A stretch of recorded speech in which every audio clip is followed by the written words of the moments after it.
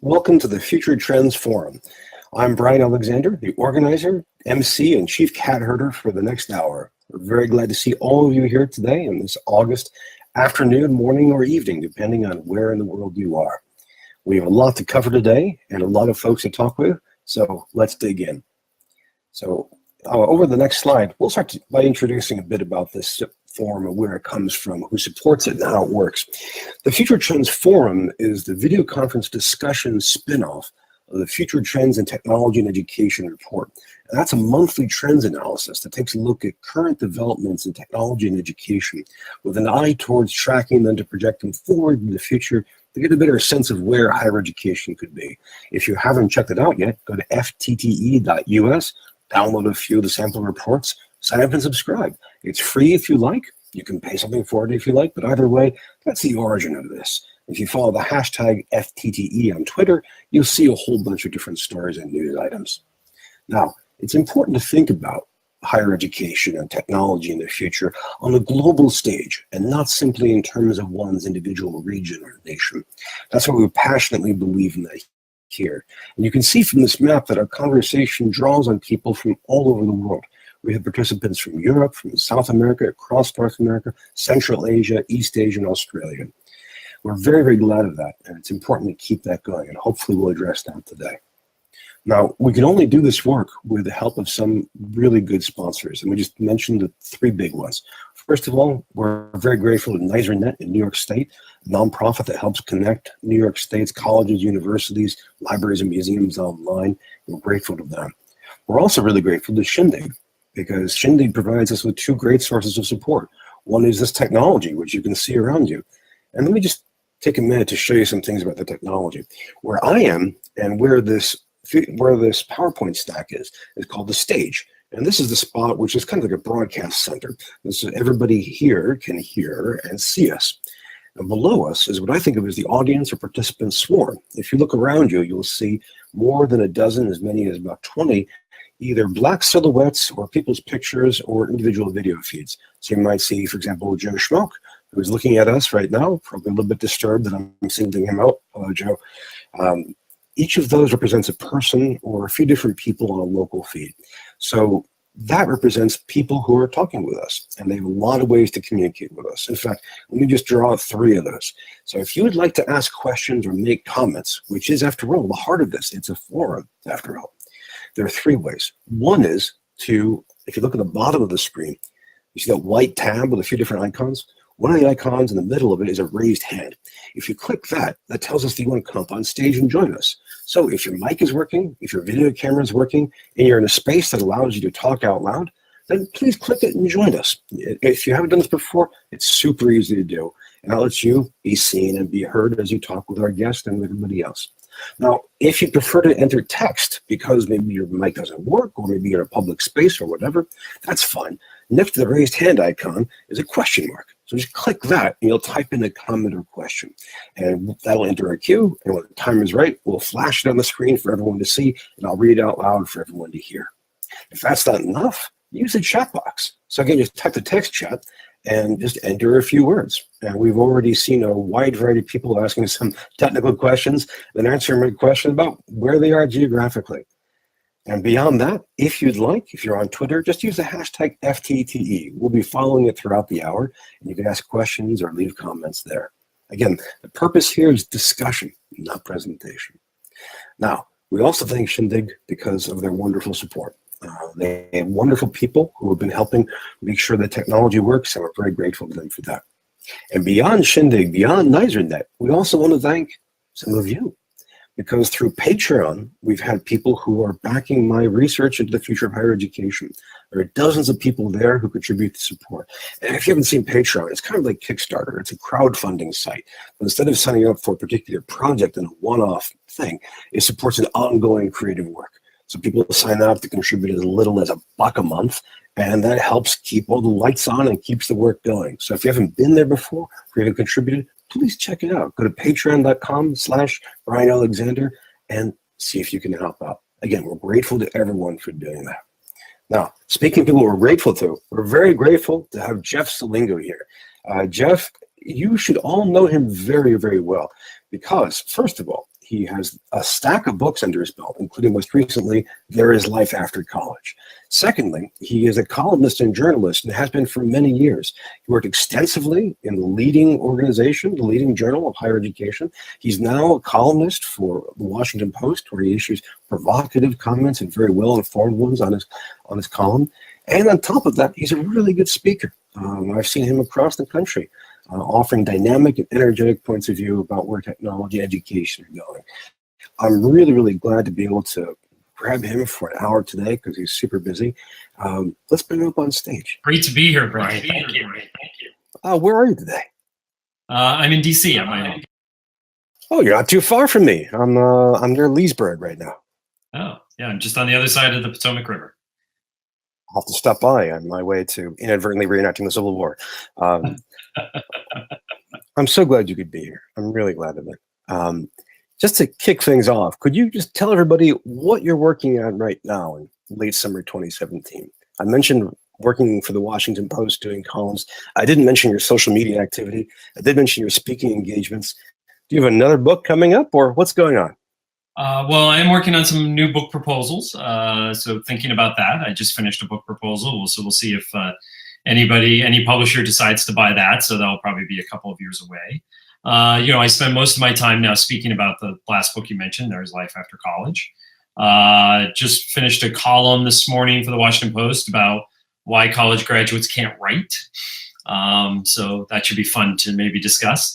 And also finished a project for the Chronicle of Higher Education, where you mentioned I used to work, about the future of credentials. That will be coming out in a couple of weeks. So it gave me a chance to really dig deep into kind of how did higher education get into the credential business in the first place?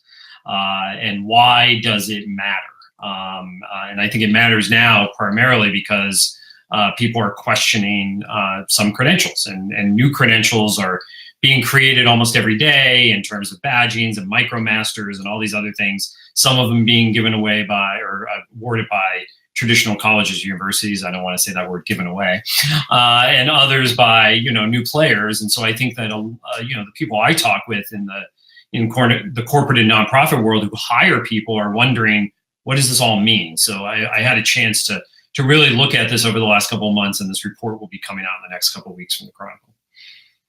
Oh, fantastic. Will that be published in the open or behind the Chronicle's firewall? It'll be behind the Well, I'm looking forward to hearing about it. That's a lot of work. And in just a few seconds, you sketched out easily 2 hours worth of conversational topics too. So I'm going to have to let's dig in at the very, very top level and just let everybody know, especially if you're new here to the forum, I've got a ton of questions to ask Jeff, and it can just be he and I going back and forth. But what's more important are the questions that you all have. So as you're thinking about these topics, as you're thinking about Jeff's work, as you're thinking, if you're a long-time foreign person, about topics and questions you've had over the past weeks, months, and years, please, again, surface them using the raised hand to join us on stage, or the question mark in the chat box, or even on Twitter. The question I was going to ask you, Jeff, I'm a big picture guy. Usually that's how I learn best. Tell me, looking ahead to the next decade, what are the hugest, most powerful trends that you see reshaping American higher education? Well, I think the biggest trend, and the one that I'm kind of fascinated by right now, is kind of this idea of the future of work. And I think that in most cases, when we think of the future of work, I think most people think of automation and artificial intelligence, of course, and they think that's mostly a blue-collar problem, right? We're going to have, the self-driving cars and the self-driving trucks that's going to put American truck drivers out of work. We're going to walk into Panera and have nobody taking care of us there. We're going to be walking into one of these Amazon markets where there will be no employees. But I think that this has a big impact for traditional American or higher education around the world in two ways. One is we know that artificial intelligence and automation is going to also impact work that's now done by college graduates. The fact of the matter is that for the last couple of decades, more education has enabled people to stay one step ahead of technology. And I just don't think that's going to necessarily be true in the future. I think automation and artificial intelligence is going to start to take over jobs that traditionally have been taken on by college graduates. Accounting, for example, is a big one. We're even seeing this in law and medicine, where artificial intelligence started to take on. So I think that one critical question for higher education is how is higher education going to enable students to complement technology, not necessarily compete with technology? The second piece of the future of work that we don't often talk about, I think the robots are going to take our jobs are great headlines, and so I think we tend to only talk about that, is this idea of self-directed learning. And what do I mean by that? I mean that in the future workplace is unlikely going to have people who are going to be employees all the time. For example, Google has more contractors and freelancers than they have employees, right? And the employer used to be the place where they would direct your learning for you, right? You would get an annual performance review, or you get reviewed on a regular basis. They would say, okay, here's how you kind of get ahead in your career, or ahead in this company or organization. Here are some courses you could go out and take. We'll even pay for some of those courses. Now that you're kind of on your own in this new world, especially if you're not an employee, right? If you're part of this gig economy. And again, when we think of the term gig economy, we think of Uber drivers, right? We don't think of college graduates who have degrees who are now going to have to navigate their learning for the rest of their life on their own. And who's going to help them do that? And I think that this offers an incredible opportunity for colleges and universities to help direct that learning. How could they direct learning of students once they graduate? I mean, this to me offers colleges an opportunity to really think of their role in lifelong learning. I think that we think too often now, colleges think they're in the business of largely educating young people. I think colleges still have kind of this odd relationship with adult students, right? Some colleges do a great job at it. Many colleges don't. And many colleges just say, okay, continuing studies or continuing education, they do that, right? They educate adults. We also think of it as very episodic right now, right? So we think of education as something you apply. I apply for a program. The program occurs over a couple of months or a couple of years, and that's it, right? So as you look at the course of a person's life, they'll have episodes throughout it where they get education. And perhaps they're getting professional development in other ways, but colleges think of only those episodes. I think we're moving to an area of kind of continual education. And to me, colleges have to build some sort of platform that allows for this continual education. So that I'm not coming back necessarily for a degree or even a certificate. I want to come back for a course. I want to come back for a lecture. I want to come back, and by the way, that could be in person or it could be on platforms like this. And I want to have this education available to me kind of always on and all the time. And that to me is the opportunity for colleges or universities in the future. A huge change, Jeff. That's very different from the fire and forget undergrad or grad program and then released into the world. And to be honest with you, Brian, I think there's also nobody who's responsible for this at a college or university, right? Is it graduate and professional education, where again they think only in terms of certificates and degrees, and at too many universities they're seen purely as a cash cow, right? So they want to just develop stuff that's going to bring in money, or is it alumni affairs, right? Alumni affairs has largely been around marketing and fundraising, development, and things like that, right? So they haven't done really kind of the educational component of this. So I also think part of the issue and challenge for higher education is, if you're going to develop this kind of platform for lifelong learning, who does it and who's responsible for it? So, I mean, would you have to spawn some new agency, some new program for perhaps, postgraduate learning, or would you have to take the Dean of Academic Affairs and make that provost level responsible for a student for a much longer period of time? I mean, it's somewhere I think this education, because to me, that is also the area most under threat by this, right? And we're already seeing this, right? We're already seeing professional and graduate education enrollments, particularly by US-based students, leveling off and dropping in some cases, right? Professional master's degrees have fallen out of favor. Law school enrollment is not great. Business school enrollment is not great, especially in full-time and even in executive programs. So all of these things are under tremendous pressure now. So I think it's going to force universities primarily because they're going to start to see their enrollments dropping, and as a result, their revenue dropping in these areas, to try to come up with something new. So I think that's where we'll probably start. Well, that's a huge opportunity. So everyone who's listening, Jeff just gave you a solution to the economic woes of higher education. Go forth and benefit thereby. We have a text question that's come up, and I want to play this up if we could, please. So this is from Dan King, who asks, liberal arts faculty have long claimed important outcomes from the studies of the liberal arts, critical thinking, writing, teamwork skills, problem solving, and so forth. But there appears to be I think that's all I've got for the question box. Dan, if you wanted to conclude that, or did you run out of space? Dan, please just follow up either with another text question, or if you want, click the join us, and we can put you up on stage to finish it. And why don't you bring up the video question? We have someone who wants to join us on stage. Let's see if we have room. We can usually fit 4 different video feeds up here. Oh, we have Fred. Fred Bashirs. Excellent.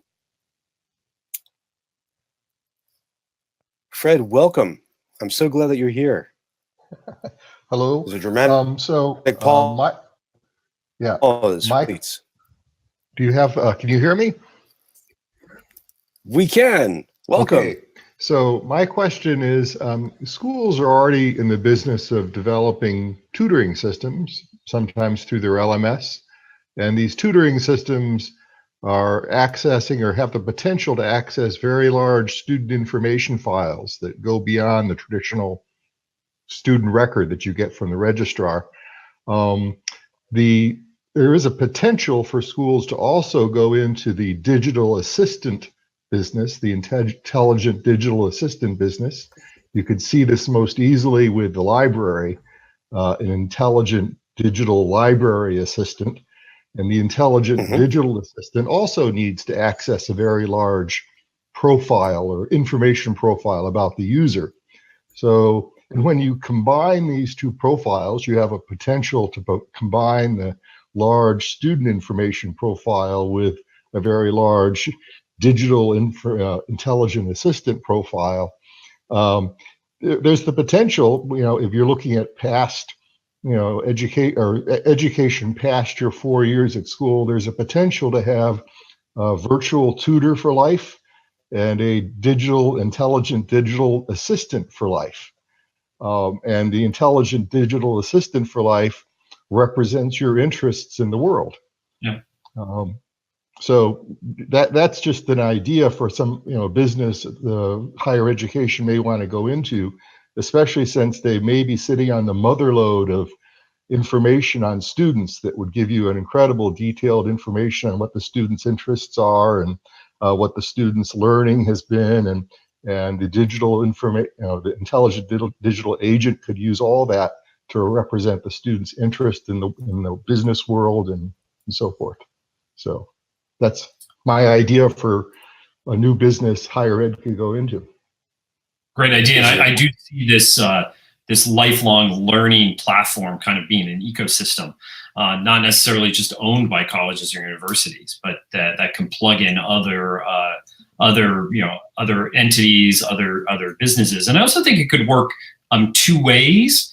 So one of the most difficult things for graduate programs and professional programs now are finding students, right? Colleges and universities spend a ton of money, as we know, on marketing to try to find students to fill their programs. Well, could we imagine a future where you're talking about data and that students are opening up their professional data to the wider world, whatever type of system they're going to use, whether that's LinkedIn or other types of systems as we think of the future of credentials, particularly that are going to be electronic.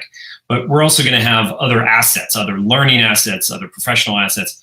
Now, if that's opened up to the world, colleges and universities can search for students who kind of fit a certain profile, right? They can say, well, we are offering a program in data management, right? And we could go out there and we could find students in a particular area who have certain skills, but they need these other skills in order to get a job.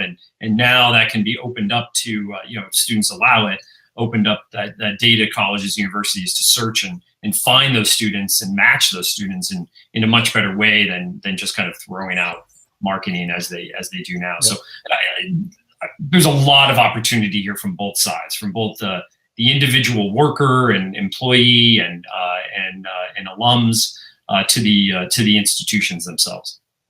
Yeah, I just like to add or just mention. So in general, I'm very optimistic about what I was talking about, and what you're suggesting. It sounds like a great idea as well. But I'd like to balance that with, so there is a dark side to this.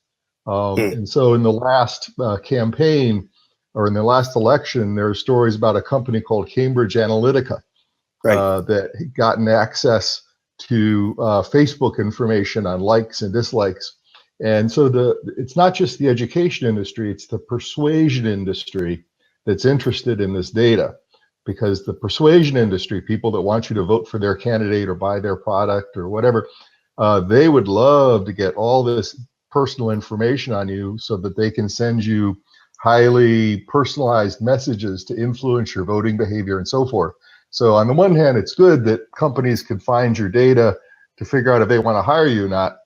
But there's also the privacy question. Do we want to release all this information to the likes of Cambridge Analytica so that they can send us, personalized political messages to influence our voting behavior?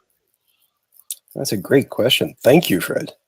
Thank you, Thanks, Fred. We have, Dan wanted to finish up his question. Let me just bring that up and I can read it out loud. We have the question of, what do you think about colleges that are considering badges or other transcript notes to validate acquisition of those skills that students acquire through Gen Ed? So we're back to the certification question. So I'm a big fan of kind of the idea of extended transcripts and electronic portfolios and things like that. I mean, part of the problem though is employers are not really using them, right? And so employers rarely even ask for a transcript. So the fact that you have this other data on a transcript that would tell an employer that they have something, and this is even the case with badges, right?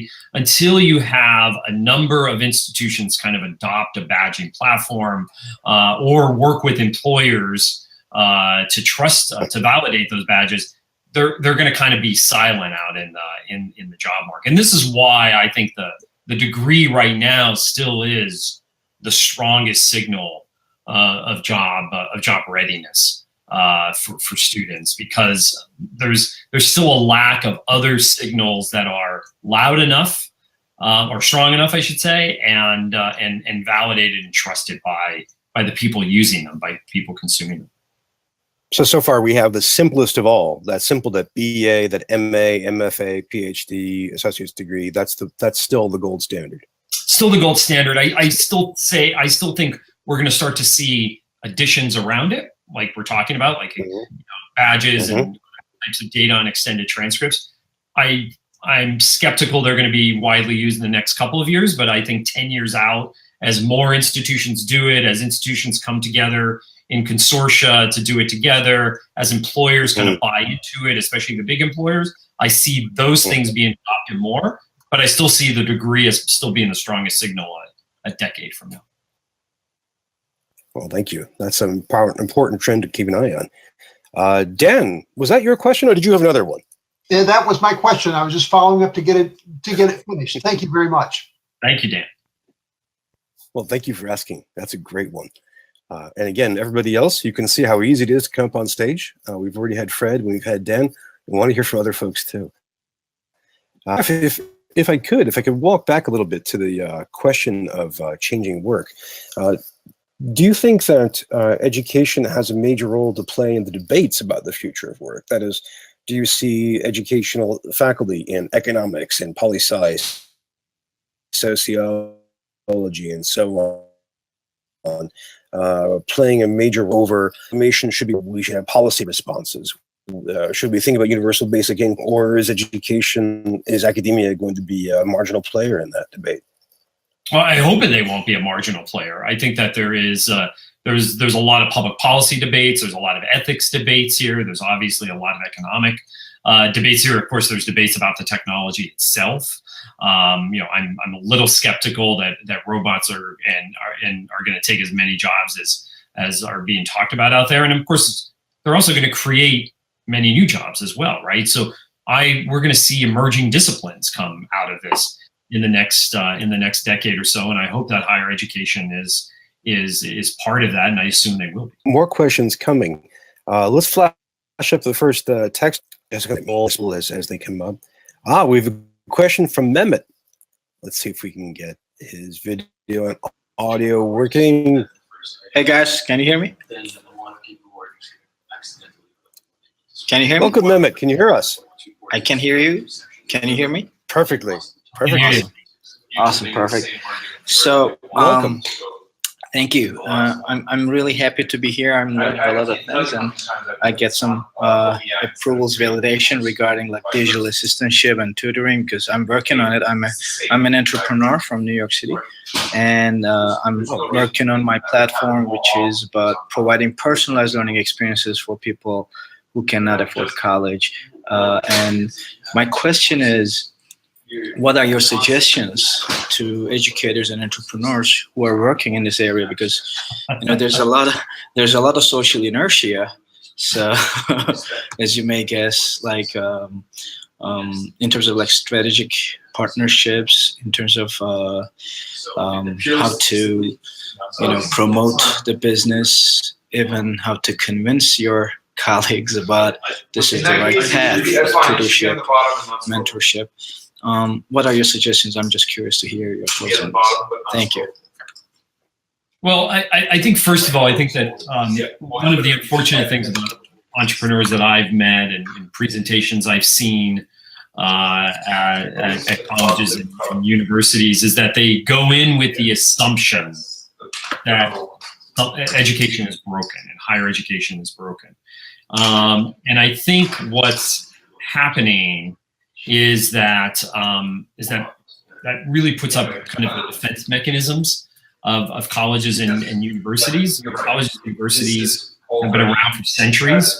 Most of the Fortune 500 hasn't been, right? And so I think they think that while people outside of higher education think it's inertia, they're slow to move, they're too collaborative, they like homegrown solutions rather than solutions from the outside.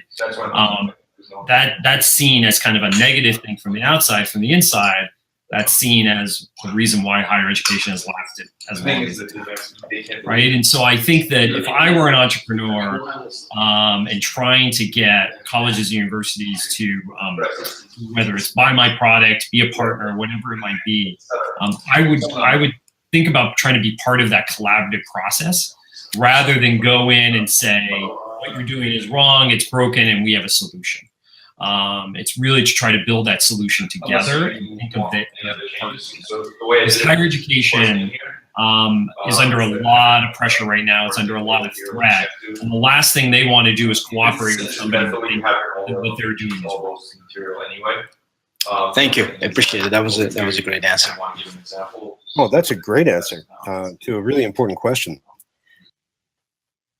We have a question from Charlie, who shifts ground to another register, asking, there is a $7,500 master's degree in computer science by Georgia Tech using Audacity MOOC online technology. Do you foresee a cheap $10K universities using MOOC platforms?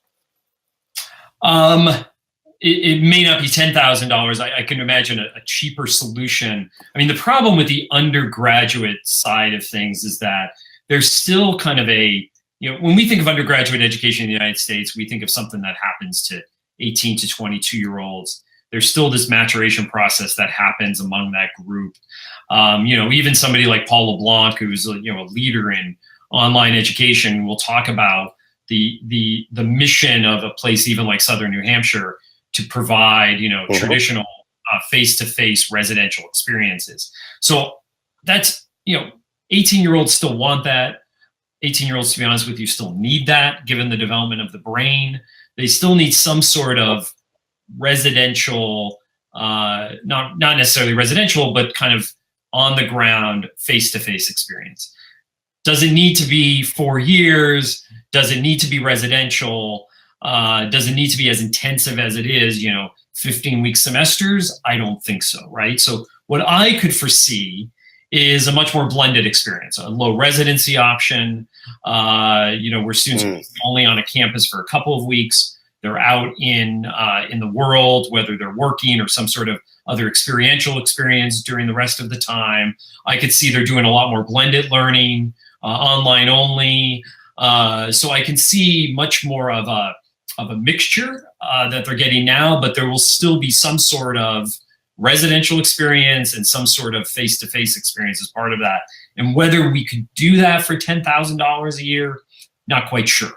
Does it need to cost 30, 40, or 80? Probably not. So it'll be somewhere in between, but I'm not quite sure we could get to the price point of Georgia Tech, which is actually closer to 7,000 if you do it in the shortest amount of time. Yeah, no, thank you. That's a terrific question. And Jeff, that's another really, really useful answer. You're shaping us down to a narrower band. Afternoon. Hey, David. Hey. A lot of discussion regarding economics of education, and I'm with Canon Design and do a lot of focus groups and designing facilities around the country, and I'm just hearing students that it's just not a sustainable platform. That they look at the cost of tuition plus the cost of room and board on campus. And I've been following you over the last several years in terms of the disruption in education and the impact of some of the the venture capital companies that are on the scenes and so forth. When are we going to really see a real impact in the reduction of education? I mean, certainly, $250,000 is just not sustainable for most students. We're hearing it around the country. Yeah, we've been hearing it since 2008, primarily, right? Since the onset of the great financial crisis. And yet every year continues to chug along, right? We're starting to see signs. Moody's is issuing a lot more warnings these days. They came out with this data a couple of weeks ago that found that a third of private colleges now, up from 20% just a couple of years ago, are operating on annual budget deficits, right? That's not sustainable. I'm working on a piece. One thing I forgot to mention at the beginning, Brian, is I'm working on a piece for The Atlantic right now about the end of amenities, right? This is non-academic buildings, right? And the data that I collected for that piece shows that we're actually seeing a decline in the number of non-academic buildings on campuses right now. So we're starting to see a pullback, I think, right? We're seeing more institutions miss their enrollment targets. We're seeing other institutions have to raise their discount rate much higher than they expected. So I think we're seeing a lot more churn now than we even did 4 or 5 years ago. I think that the short-term fixes are all fixed, right? There's not much more else you can do in those areas. So now the question is, okay, so what does this look like, right? What does the next couple of years look like? It's really hard to put a college out of business. It really is. Just look at the experience of Sweetbriar a couple of years ago. Under 1,000 students in Virginia, where Brian is today, and the governor and the attorney general got involved, for God's sake, for 800 kids. And there's this powerful force of alumni networks at all these colleges, universities, who tend to rise up when things get bad. So I think that we're going to start to see an increase in closures, an increase in mergers. I do not think we're going to see them at the rate that people like Clay Christensen have said, a 25% reduction in the next decade. We're not going to see that, but I think we're going to see an increase in the next couple of years, especially of these very small places, right? Brian saw me speak a couple of weeks ago, and I flash up this map of American higher education, which shows all the colleges and universities up in the upper Midwest and the Northeast. And the point that I make there is that 40% of the US market is under 1,000 students. That to me is what's most unsustainable, right? You cannot operate 40% of American universities on a base of fewer than 1,000 students each. So what I foresee is many of those will close. I shouldn't say many. Some of those will close. Some of those will merge. Others will continue to chug along until we see kind of this next inflection point, which might come a decade or so from now. Oh, fantastic question, David, and what an amazing answer. Question. That was more of a non-answer than an answer. Well, thank you. Thanks, Brian. Thanks, Jeff. Well, we have another video question coming from, I think, Jeannie Kim coming up. So if you could bring them up on stage. Jeff, did you see the announcement this morning about Marygrove College in Detroit, which is ending half of its programs, its entire undergraduate program? And again, I think we're going to see a lot of those, Brian. I think we're going to see a lot of the small colleges struggling. Well, welcome, Jeannie. Glad to see you. Where are you coming from? How are you? I'm in California at Cal State Dominguez Hills. Hi, Jeff. Hey. I followed your work a lot. So part of my dissertation work actually was around the innovation of higher education and where are we really headed, and really sort of looking at whether or not we were really maintaining the cultural component of higher education to try to sort of stay in place almost versus trying to innovate and change and educate for the future. So your work has been really interesting in that regard. Well, I appreciate it. So my question is in relation to the equity of education, right? So right now the big conversation is that a lot of the white collar jobs will become the blue collar jobs of the future, especially with things like computer programming and coding. Given that kind of trajectory and the kind of impact that the technology arena is definitely having right now in terms of the future of work, and your comments around what you think that education might do, how do you think that we would be able to speed up the process for more integrated, I guess, interdisciplinary learning or something to that effect from a broader perspective so that we're better able to educate the students so that they can actually continue with white collar jobs? I mean, the idea isn't to create the equity piece to push down the things that were previously white collar jobs and create new blue collar workers, but to be able to sort of create a more equitable playing field, or that was the promise actually of higher education previously. So I'm trying to sort of balance out, how would that look like in your mind? Well, for one thing, I think that we need to really think much more interdisciplinary than we have over the last couple of decades. I started covering higher education 20 years ago in the late 1990s, and I can't tell you how many times I used that word interdisciplinary because that was a buzzword in higher education. And I think we've seen this on many college campuses with the emergence of new majors. But if you look at the data that, for example, Burning Glass has put out around this idea of hybrid jobs, right? Jobs that require a set of skills that doesn't come in a package coming out of higher education. I think that points to the fact that there's more need for greater cross-disciplinary programs in higher education. Personally, I would like to get rid of majors for the most part in higher ed. I think we need to kind of blow up the idea of the major being tied to the department, right? Majors are really a function for faculty. It's a way to organize the faculty.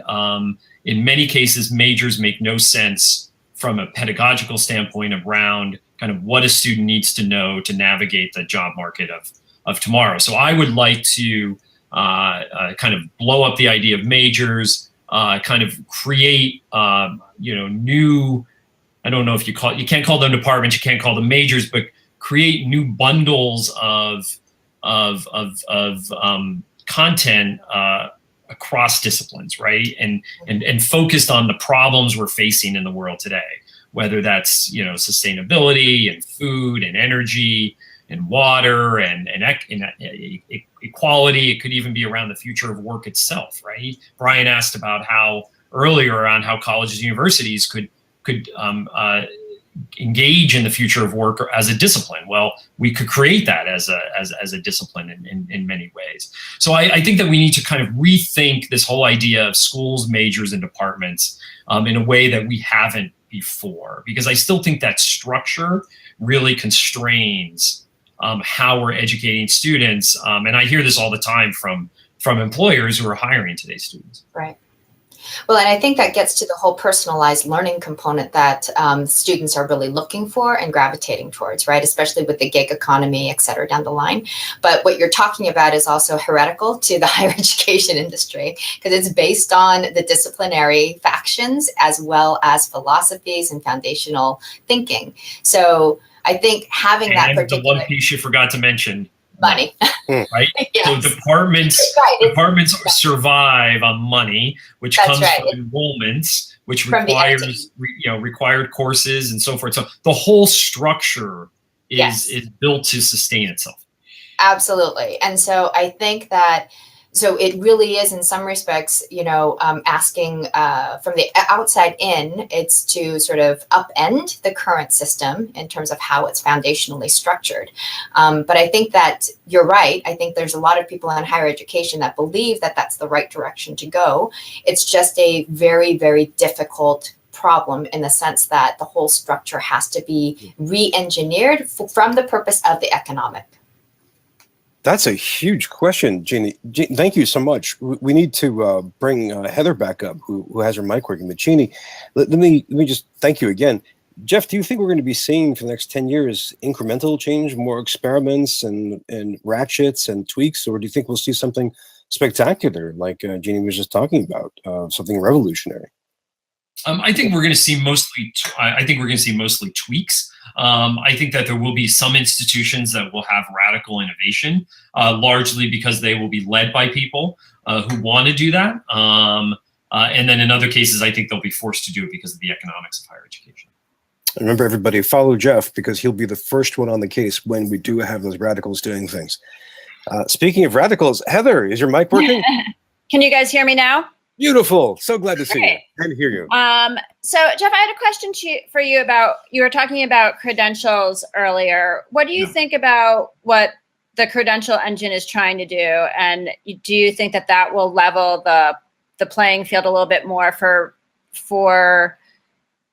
well, I mean, higher education, but also then corporations and associations that are doing credentialing? I do think that it could level the playing field. I mean, there's a lot happening right now around credentials. And I think that in this paper that I referenced earlier, I really describe this period we're going through now as very similar to what we went through in the US before the US Civil War. History always repeats itself. Right. And, in the right around the turn of the right around the Industrial Revolution, the idea was that the Bachelor of Arts degree, which was really the only degree that American colleges and universities were awarding at the time, and it was very much in a classic curriculum.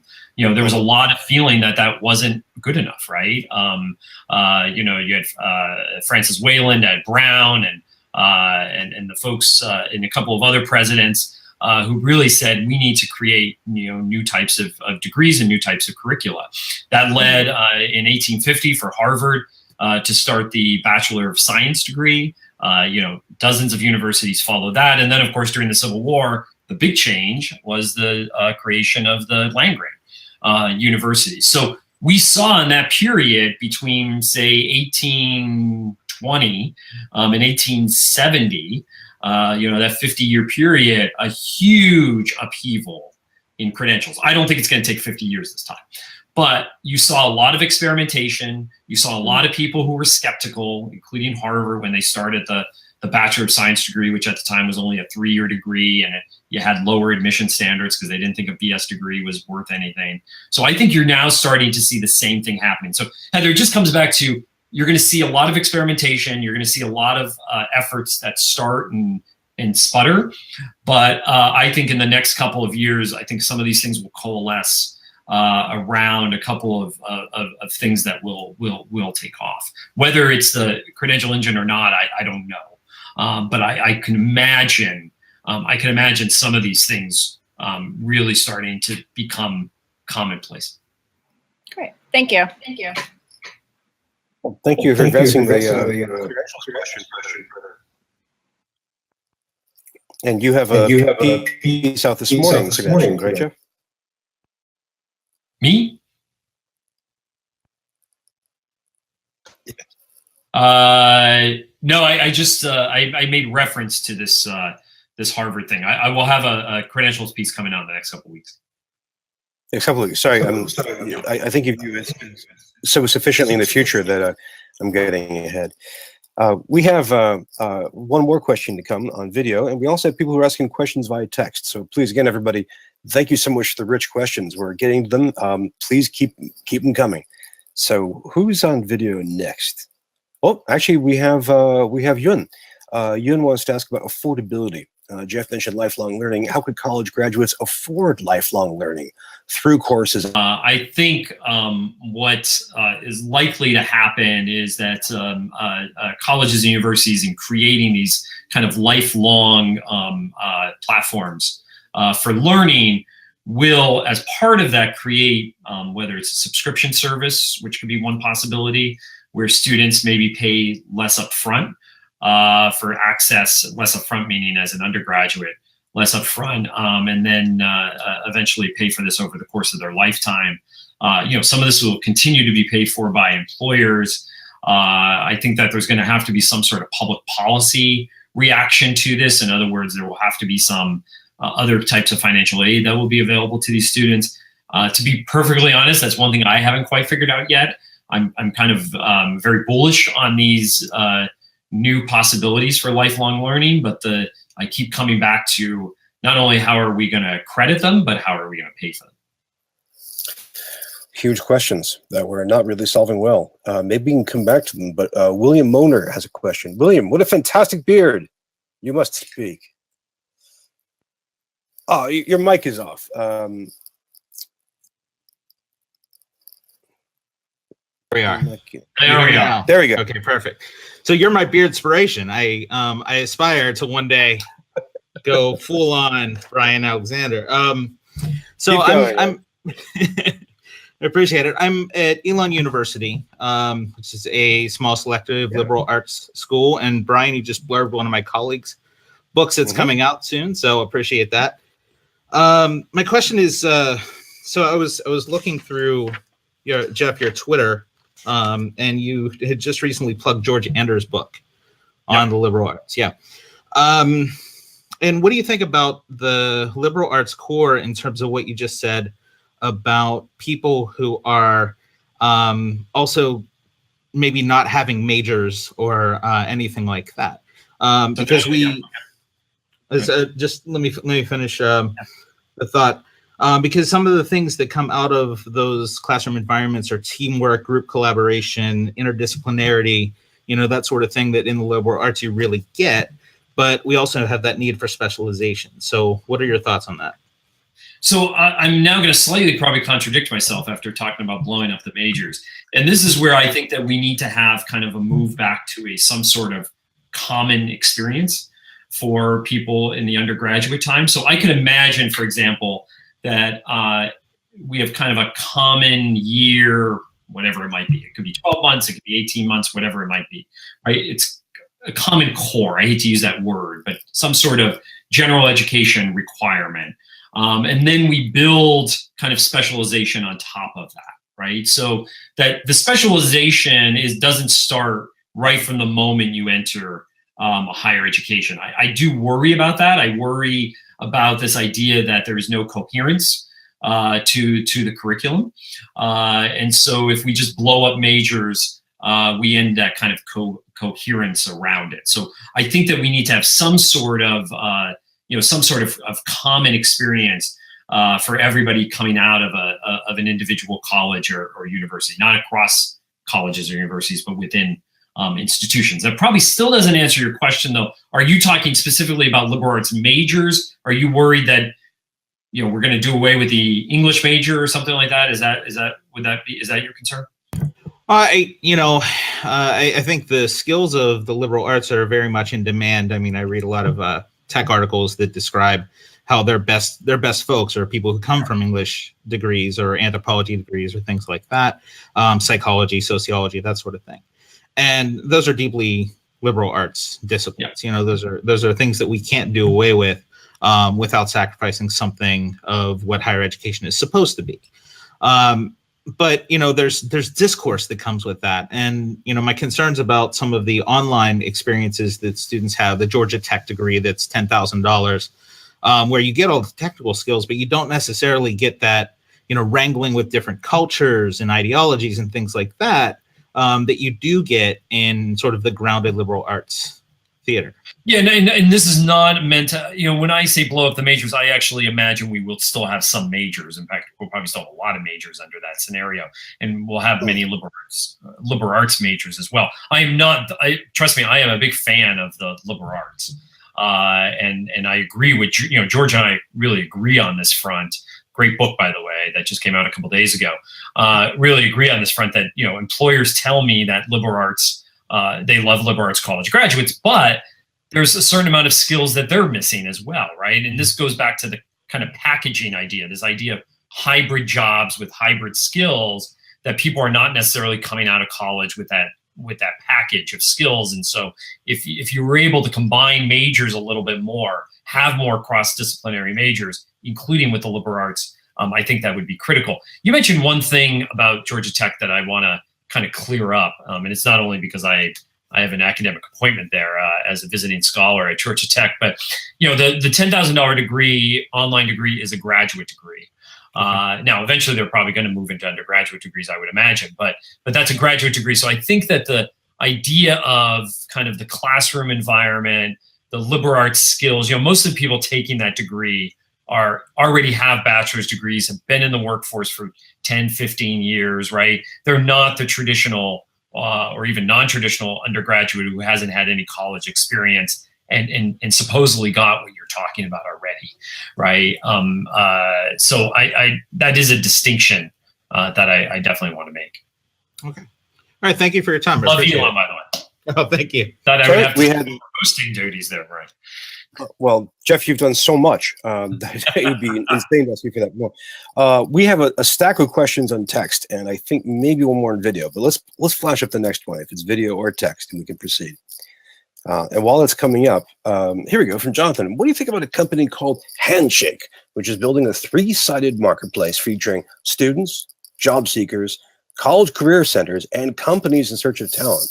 That sounds like a 4-sided market. Yeah, I'm pretty familiar with Handshake. I don't know. I must admit I don't know enough about them to talk about their model in particular. But I just wrote a white paper with Entangled Solutions a couple of months ago about the future of career centers, and this idea that career centers have to stop being kind of this add-on service that usually is at the corner of a campus and that people think of as someplace they go when they're a junior or senior, right? It really has to be integrated into the undergraduate and graduate experience, but let's talk about undergraduates here for a second. Has to be kind of integrated into the curriculum from day one, so that students see it. But where I think technology, where not only Handshake, but there's other companies I think in this area, is they could personalize this experience. Because one of the most frustrating things I think for college students is that the job market is very different for English majors than it is for engineering majors. The employers are very different that hire English majors as opposed to engineering majors. The entire timeline is completely different, right? Now, some big universities have kind of a disaggregated career model where they have career centers within individual schools. But for the most part, the career center is something that's at the university level, at the college level. And I think what's incredibly frustrating to students is that, they walk into the career center and they're treated, an English major is treated the same as an engineering major. And I think the thing that technology can do, just like it can do in the classroom, is kind of personalize the experience around career services much more than ever before. And so I think that I think Handshake and these other companies are great at that. Here's going back to an earlier question about technology solutions. But again, this is where I think companies are coming in, entrepreneurs are coming in and saying, your career services is broken. We have a solution to fix it. And here's something you're going to buy, right? So I think that is, again, it goes back to the career services people I meet are incredibly innovative. Not all of them, but some of them are. And I think that they really want to be part of the solution, right? They want to be able to justify what they're doing as well. And so I think that, again, where entrepreneurs come in here, I think that they need to be a little careful about how they approach these problems. Well, that's a good answer for a very, I like the way that you took the Handshake question and took it in a broader question. In some ways today, you've been describing ways of remixing higher education administration.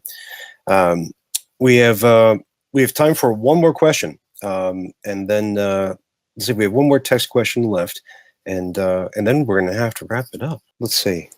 This is from David Stone, who wants to know on the topic of credentialing. What do you see the role of state and federal government is in the future of management of creation or future of management or the creation of credentialing? Is anyone doing anything well internationally? Good question, David. That's good. I don't know enough about the international aspect of this to comment on it. You know, in some ways, states have gotten too involved in this, right? So we have seen credential inflation over the last couple of decades, in part because states have added to the licensure requirements for so many jobs. Those licensure requirements usually require somebody to sit for an exam. And in order to sit for that exam, you need to graduate from an accredited program, right? So it's all bundled together.